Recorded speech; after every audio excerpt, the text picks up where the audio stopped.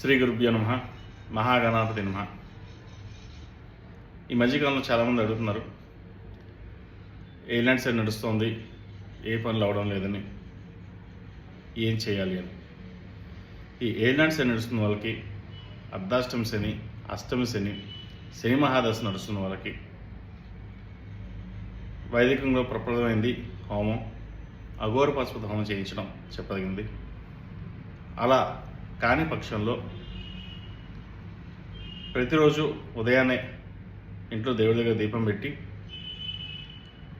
నువ్వులు బెల్లం కలిపి చిన్న చిన్న ఉండల కింద చేసి ఒక ఉండ పరమేశ్వరుడికి నైవేద్యంగా పెట్టి ఆ ఉండని మన కింద చెట్లలో ఎక్కడైనా పెట్టినట్లయితే అవి చీమలు తినాలి. అలా ప్రతిరోజు చేసి 19 రోజులు కనుక ఇలా చేసినట్లయితే మంచి ఫలితాలు సంప్రాప్తిస్తాయి. ఏదైనా ఉద్యోగ సమస్య కావచ్చు, వ్యాపార సమస్య కావచ్చు, ఇంట్లోని సమస్య కావచ్చు, ఒత్తిడి అధికంగా ఉండవచ్చు, ఏదైనా సరే శనికి సంబంధించింది ఈ 19 రోజులు చేసి